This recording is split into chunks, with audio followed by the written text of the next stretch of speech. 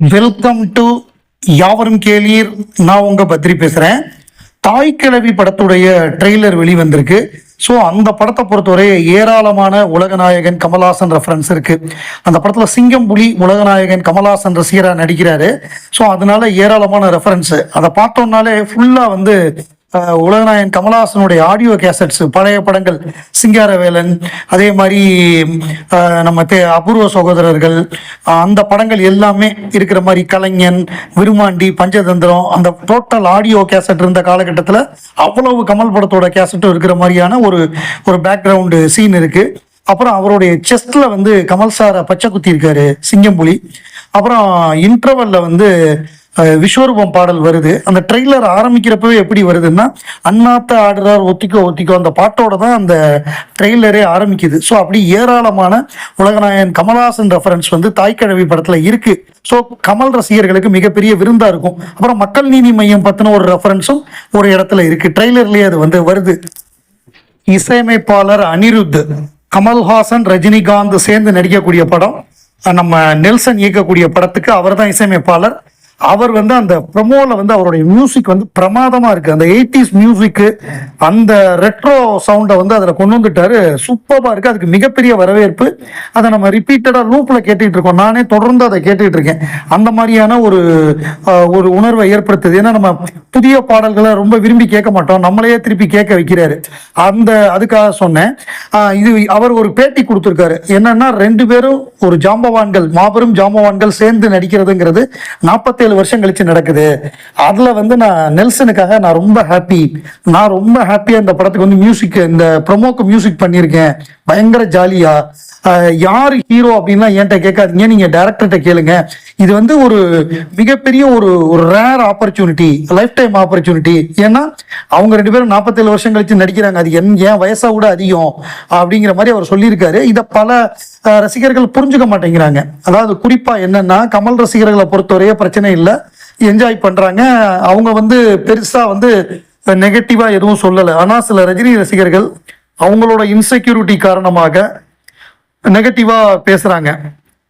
அதாவது என்னன்னா, முதல்ல ஏன் கமல் பேர் வந்துச்சு அப்படின்னு முதல்ல கதறினாங்க. அதுக்கப்புறம் ரஜினி தான் விட்டு கொடுத்தாருங்கிற மாதிரி ஒரு உருட்டுறாங்க. ஸோ இந்த மாதிரியான விஷயங்கள் தேவையில்லை. ஏன்னா நாங்களும் இது தேவையில்லை, கமல் சார் தனியா நடிக்கட்டும், ஆண்டவர் தனியா நடிக்கட்டும்னு தான் நாங்க நினைச்சோம். சரி, அவர் ஒரு முடிவு எடுத்திருக்காருன்னா கரெக்டான முடிவா இருக்கும். கடைசியா ஒரு தடவை 2 பேரும் சேர்ந்து நடிக்கிறாங்க. 2 பேரும் ஒரே ஸ்கூல், பாலச்சந்தர் ஸ்கூல்ல இருந்து வந்தவங்க, அந்த பட்டறையில இருந்து வந்தவங்க ஒன்னா நடிக்கட்டும் அப்படின்னு ரைட்டு, ஓகே நம்ம இது பண்ணா, சில குறிப்பிட்ட ரஜினி ரசிகர்கள் அதை எதுக்கிறத நம்மளால ஒத்துக்க முடியாது. ஸோ அப்போ அவங்க வேண்டாம்னா நம்மளும் வேண்டாம் தான் சொல்ல போறோம். பட் ஓவராலா மெச்சூர்டா திங்க் பண்ணணும். இவ்வளவு வருஷம் கழிச்சும் இந்த ஃபேன் ஃபைட்டுன்னு போகாம மெச்சூர்டா நம்ம அந்த லைஃப் டைம் ஆப்பர்ச்சுனிட்டியை என்ஜாய் பண்ணணும். நம்ம அனிருத் சொன்ன மாதிரி அதுதான் நான் சொல்ல விரும்புறது. இந்த ஃபிலிம்ஃபேர் அவார்டுல இன்னொரு முக்கியமான விஷயம், இதுல யாரோ இவன் யாரோன்னு ஒரு பாட்டு, ஒரு மெய்யழகன்ல அந்த பாட்டு எழுதின உமாதேவிக்கு சிறந்த பாடலாசிரியர், பெஸ்ட் லிரிசிஸ்டுக்கான விருது கிடைச்சிருக்கு. ஸோ அந்த பாட்டு உலகநாயகன் கமல்ஹாசன் அவர்கள் பாடினார் அப்படிங்கிறது குறிப்பிடத்தக்கது.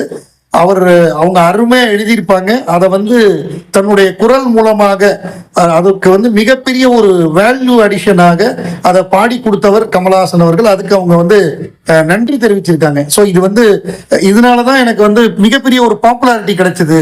கமல் சார் பண்ண பாட்டுன்னு அந்த உருக்கமா அவர் அதை பாடி அதை வேற லெவலுக்கு கொண்டு போயிட்டாரு அப்படிங்கிறது அவங்களுடைய கருத்து.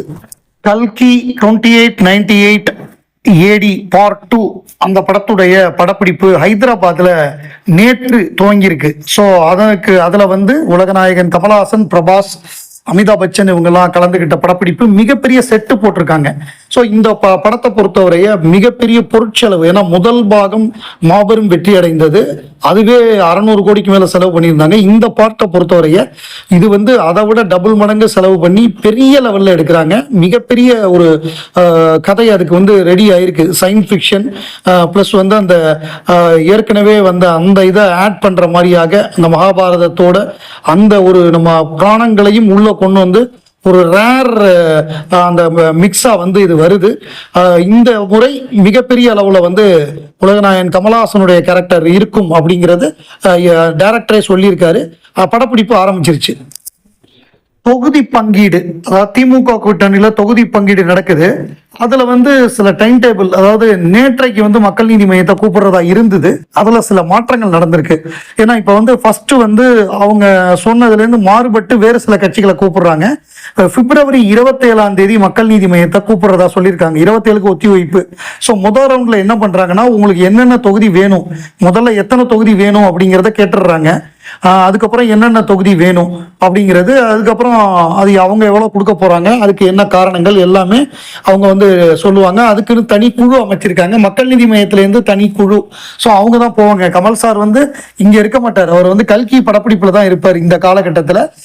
அதை வந்து கட்சியுடைய மௌரியா, தங்கவேலு அந்த மாதிரியான ஒரு குழு போடப்பட்டிருக்கு. அவங்க பேசுவாங்க. பிப்ரவரி 27ஆம் தேதி அவங்க வந்து பேசுவாங்க. நேற்று கூப்பிடுறதா இருந்தது, அது வேற சில கட்சிகள் கூப்பிட்டு டைம் டேபிள் மாறினதுனால அது பிப்ரவரி 27க்கு தள்ளி போயிருக்கு. 27ஆம் தேதி மக்கள் நீதி மையத்துக்கு முதல் கட்ட பேச்சுவார்த்தை நடைபெறும். திரை உலகத்தை பொறுத்தவரைய ஆன்ஸ்கிரீன் பேர் அப்படிங்கிறது வந்து ரொம்ப ஒரு பெரிதா பேசப்படக்கூடிய ஒரு விஷயம். ஆன்ஸ்கிரீன் கெமிஸ்ட்ரி, ஆன்ஸ்கிரீன் பேர், இந்த ஜோடி மாதிரி வரவே வராது அப்படின்னு சொல்லுவாங்க. ஸோ அந்த மாதிரி பார்க்கும் பொழுது ஆரம்ப காலகட்டத்தில் புரட்சி தலைவர் எம்ஜிஆர், புரட்சி தலைவி ஜெயலலிதா அவங்க 2 பேருடைய ஜோடி, அப்புறம் எம்ஜிஆர், சரோஜா தேவி, இதெல்லாம் வந்து ரொம்ப பெரிய ஆன்ஸ்கிரீன் பேர்னு கொண்டாடுவாங்க. அதே மாதிரி நடிகர் திலகமும் பத்மினி அவங்க ஜோடியை வந்து பெருசா கொண்டாடுவாங்க ரசிகர்கள். ஹிந்தியில எடுத்துக்கிட்டோம்னா அஜய் தேவ்கன், நம்ம இவர் ஷாருக் கான், கஜோல், அந்த ஜோடியை வந்து மிகப்பெரிய அளவுல ரசிகர்கள் கொண்டாடுவாங்க. இந்த மாதிரி அந்தந்த ஃபீல்டுல தெலுங்கு, கன்னடம், அந்த மாதிரி நிறைய ஃபீல்டில் வந்து அந்த ஆன்ஸ்கிரீன் பேர் அப்படிங்கிறத கொண்டாடுவாங்க. என்னை பொறுத்தவரைய பெஸ்ட் ஆன்ஸ்கிரீன் பேர் அப்படின்னா அது வந்து உலகநாயகன் Kamal Haasan, lady super star Sridevi, இந்த ஜோடி தான். இன்னைக்கு வந்து பிப்ரவரி 24 ஸ்ரீதேவி மறைந்த நாள், அவங்களுடைய நினைவு நாள். அதாவது கமல் ஸ்ரீதேவி காம்போ மாதிரி ஒரு காம்போ வரவே வராது. அவங்க வந்து படத்தை நம்ம சொல்ல வேண்டாம், ஒரு ஒரு பாடல் காட்சி போதும். அவங்களுடைய கெமிஸ்ட்ரி, அவங்களுடைய அந்த இவருக்கு இவர் தான் சரியான ஜோடி அப்படிங்கிறதுக்கு வந்து அந்த நம்ம மீண்டும் கோக்கியலால வரக்கூடிய ஒரு பாடல். அந்த பாடல் எப்படின்னா, கமல் வந்து பொன் பார்க்க போயிருப்பாரு. அவர் வந்து ஒரு லாயரு, ஒரு பிராமின்னு, அவங்க பொன் பார்க்க போயிருப்பாரு. பொன் பார்க்க போகும்பொழுது அவங்க பாடுறது வழக்கம், அந்த சம்பிரதாயப்படி பாட்டு பாட சொல்லுவாங்க. ஸோ இவங்க பாட்டு பாடுவாங்க, அங்க சுத்தி நடக்கிற விஷயங்கள் இதெல்லாம் வச்சுதான் அந்த பாட்டு. அது கிட்டத்தட்ட ஒரு பாரதியாருடைய பாடல், சின்னஞ்சிறு கிளியே கண்ணம்மா, அந்த பாடலுடைய இன்ஸ்பிரேஷன்ல தான் இளையராஜா வந்து சின்னஞ்சிறு வயதில் எனக்கோர் சித்திரம் தோணுதடி அப்படின்னு அந்த பாட்டை போட்டாரு. அந்த பாட்டுல அவங்களுடைய கெமிஸ்ட்ரி, இவங்க அந்த பாட்டு ஹை பிச்சில் சரியா பாட முடியாத பொழுது இவர் பாடுறது பாட்டு விட்டோன்னு அந்த ஒட்டு மொத்தமாவே பிரமாதமா இருக்கும். அந்த மாதிரி ஒரு கமல் இதுதான் பண்ண போறாருன்னு அவங்க பண்றதா இருக்கட்டும், அவர் இதுதான் பண்ண போறாருன்னு கமல் பண்றதா இருக்கட்டும், ஒட்டு மொத்தமா இவங்க நடித்த எந்த படமா இருந்தாலும், அது சிப்பி இருக்குது முத்தும் இருக்குது பாட்டை பார்த்தாலும் சரி, அது குரு படத்தை பார்த்தாலும் சரி, மூன்றாம் பிறையை பார்த்தாலும் சரி, இந்த மாதிரி ஒரு பேர் வரவே வராது. பெஸ்ட் ஆன் பேர் அது இவங்க தான், கமல் ஸ்ரீதேவி தான்.